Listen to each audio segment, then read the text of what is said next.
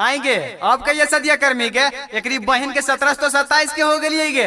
अरे चिंता काहे करो ही आवे दे तेजस्वी सरकार तो तोरे बनेबो भतार। अरे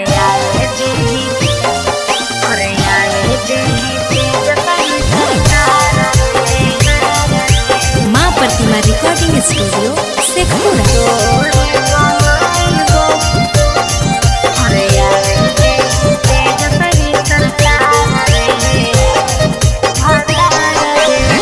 पूरा बिहार में गूंजो है नारा रे, लालू चाचा हकीन सबके सहारा गे।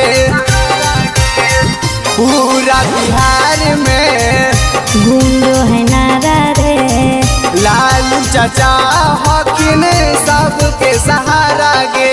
उठल हा को सगरो ललकार रे, हर बन जैतैया जेडी सरकार रे। हरे आवे देही तेजस्वी सरकार रे, हर तोरे बनइबो भतार रे।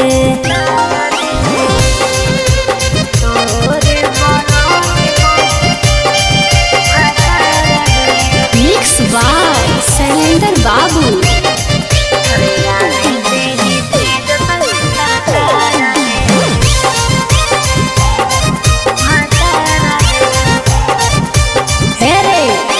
पूरा बिहार में फैलल है कैलल के लहर रे। गाँव गाँव गली गली जानो है शहर गे। पूरा बिहार में फैलल है कैलल के लहर रे। गाँव गाँव गली गली जानो है शहर गे। अरे कोई नहीं टिकता अबरी, जनता नहीं दिखता अबरी, लालटेन से हो तो सागर उजर। हर उठल हा को सगरो ललकार रे, हर बन जैतैया जेडी सरकार रे। हर आवे देही तेजस्वी सरकार रे, हर तोरे बनइबो भतार रे।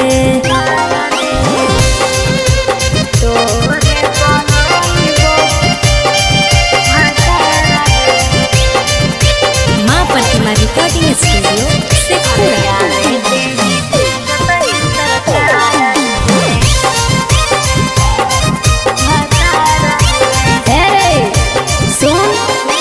होते विकास सोचित मिलता सभे के रोजगार रे। भैया तेजस्वी के जाप छौरी बनतौ सारा कार गे। होते विकास सोचित मिलता सभे के रोजगार रे। भैया तेजस्वी के जाप छौरी बनतौ सारा कार गे। हेरे सोनम के गरम है पारा, विपुल लगाबो हो नारा, राज के झंडा जई तो पहर। हर उठल हा को सगरो ललकार रे, हर बन जैतैया जेडी सरकार रे। हर आवे देही तेजस्वी सरकार